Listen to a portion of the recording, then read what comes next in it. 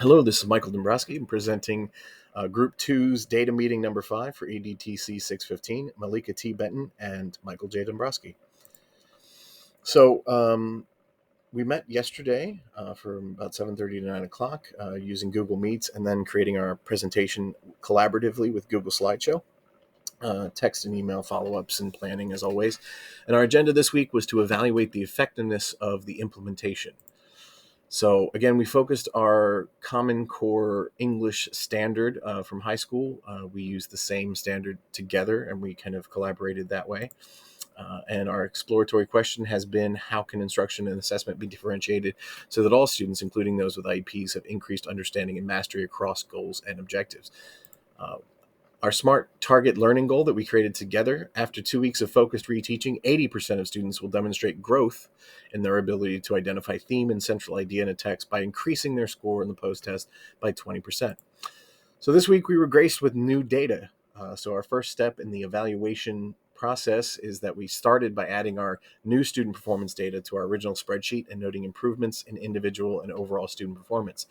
Where students scored an average of 54.6% across all indicators on the first 5 tests, they actually improved to 79.8% average on the end unit test and 86.32 on the end unit project, indicating a significant improvement in their ability to identify theme and central idea in a text. And we had a breakdown of that on our next slide here. So we added to our original data, which I kind of color coded here, our new end unit test and end unit project scores. And then I also added another column so that we could note whether we had met our SMART learning goal with each of these students. So where it's indicated in green, that indicates a growth that met our learning goal. The student here in yellow, number 9, stayed about the same. And we actually had a decrease in student 16 and indicated in red here. But overall, very marked increase according to our learning goal across most students. So all but 2 students indicated in green showed at least 20% increase or earned at least a 95 or 100% on post evaluations.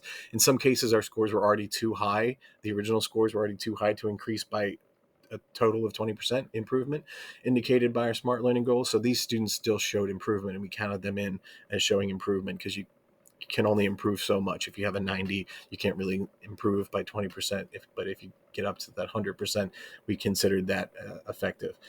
Student 9, indicated in yellow, had a score that stayed about the same.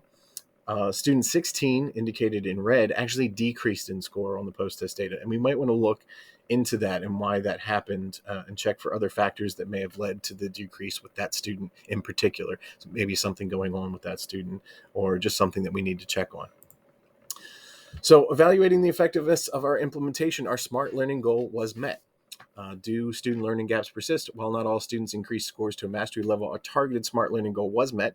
92%, 23 out of 25 of our students were able to increase their scores by 20% in the post-test, indicating that learning gaps have been addressed for almost all students, and we were only targeting about 80% there, so that's a great growth there. Are students performing significantly better in the areas identified or not? So all but 2 students performed significantly better at identifying theme and main idea in a text according to the updated performance data on the end unit test and project.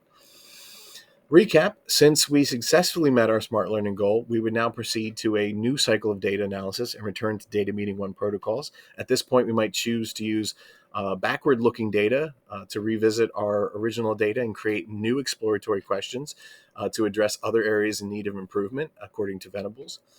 And if we had been unable to fill our learning gaps, we would have reviewed possible causes of our failure to reach our targeted goals and set new goals, reviewed strategies, created new action plans to address, implement, and evaluate student growth in extended data meetings. That would be data meetings 6 and 7. So one thing we needed to improve that we thought, the breakdown of skills in the post-test wasn't really there. We couldn't help us identify specific areas of growth within our identified standards since we didn't have that skill breakdown on the post-test. We're relying on average of scores across goals and objectives within our standard as an indicator of improvement. So that's one area that could be improved in our analysis, but we were still felt really good about our analysis. So now that our final thoughts are happening for our data meeting number 5. Now that we've successfully completed this data action model using hypothetical data, we have a greater understanding of how to use these protocols to collaboratively process student data and turn that analysis into a plan of action to improve student performance